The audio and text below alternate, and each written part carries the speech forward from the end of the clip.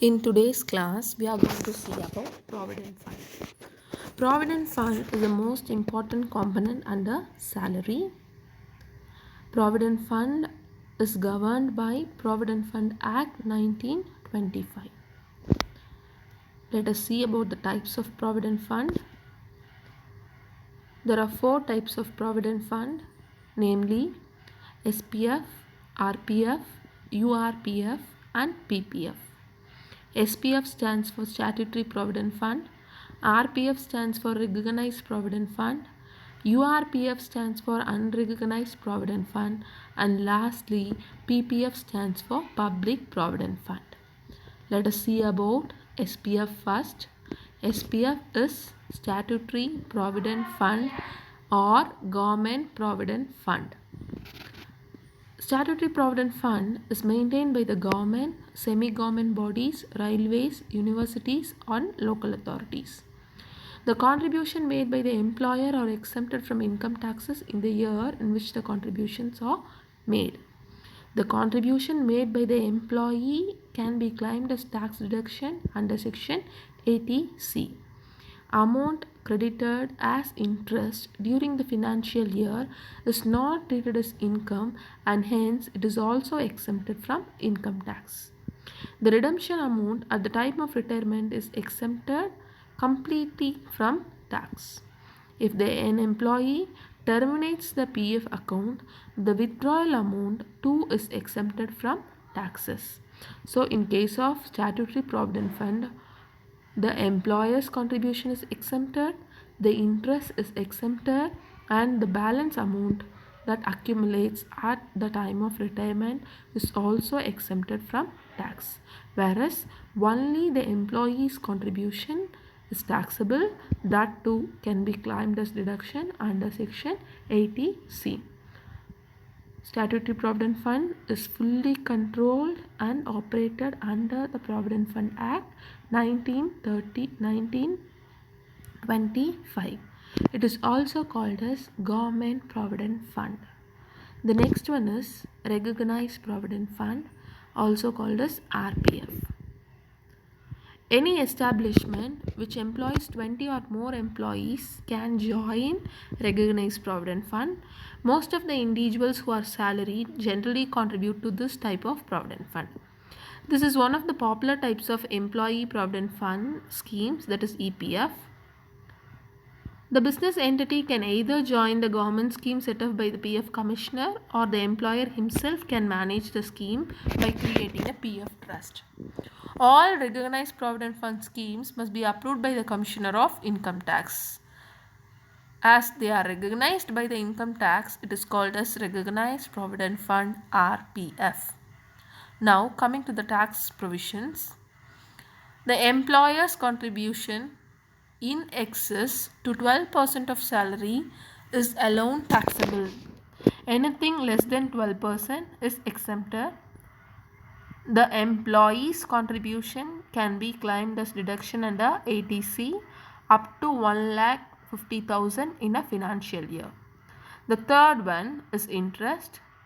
In RPF, the interest amount earned on the PF balance is tax free up to 9.5%.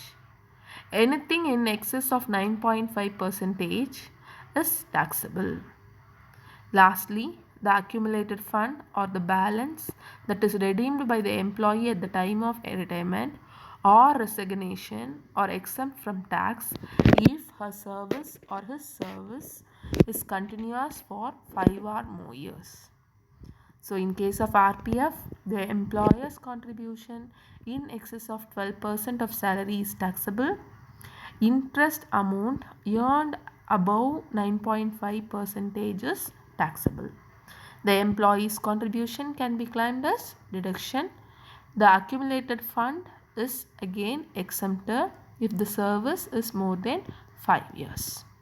So the third type of provident fund is unrecognized provident fund, also called as URPF.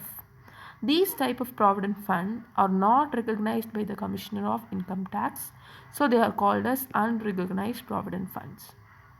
Employer's contribution is not treated as income in the year of investment. So employer contribution is not treated as income in the year of investment, and hence it is not taxable for that specific year. So it is tax free. The employer's contribution is not taxable for that specific year and it is tax free. Here under URPF, the employee cannot claim deduction under ATC as the deduction is not available for URPF. Interest earned is also not treated as income in the year it is credited, and hence it is not taxable in the year of accrual. At the time of redemption, retirement, the employee's contribution and the interest thereon is treated as salary income and chargeable to tax. However, employee's contribution is not chargeable to tax. Interest on employee's contribution will be charged under income from other sources. What does it mean? Here it means that each and every month or each and every year there is no tax liability, but at the end of the retirement or resignation, the URPF is subject to tax. At time of retirement, the employer's contribution and the interest alone are treated as taxable income, but the employee's contribution is not treated as salary income. It is shown under the head income from other sources. This is the only difference between recognized provident fund and unrecognized provident fund. The last one is public provident fund, PPF. PPF is normally given to all the general public. Anyone can join public provident fund. Under public provident fund, any individual from public, whether in his employment or not, may contribute to this fund. It is not a compulsory fund, it is a voluntary fund. So the minimum contribution is rupees 500 per annum, and the maximum of contribution that can be made to public provident fund is up to 1.5 lakhs per annum. The amount is repayable after 15 years. PPF is an excellent retirement planning or saving tool for those who do not come under any pension scheme. PPF offers tax benefit under Section 80C, and the interest earned is also exempt from tax. All the eligible withdrawals are exempted from tax. So there is no particular provision for PPF. This table shows the detailed provision related to each category: employees contribution, employers contribution, interest on PF, and what is the liability at the time of retirement. So coming to SPF, deduction under ATC is available. RPF also deduction under ATC is available. For URPF, no deduction is available. For PPF, again ATC deduction is available. Coming to employer's contribution, the SPF is tax free. RPF up to 12% of salary is exempted. URPF is not taxable, and PPF it is not applicable, because under PPF you are contributing on your own and there will not be any employer. Coming to the interest on PF part, SPF is fully exempted. For RPF, anything up to 9.5% is exempted, and beyond 9.5% is taxable. Lastly, URPF is again exempted, it is not taxable.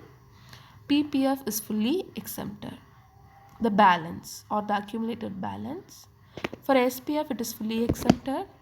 For RPF, it is fully exempted if the service is for more than 5 years. And for URPF, the employee's contribution and the interest is taxable under salary income. The employee's contribution and interest on employee's contribution is shown under income from other sources. For PPF, the balance is fully exempted. So the main thing we have to concentrate here for the problem part is RPF. RPF, employee's contribution can be claimed as deduction under ATC.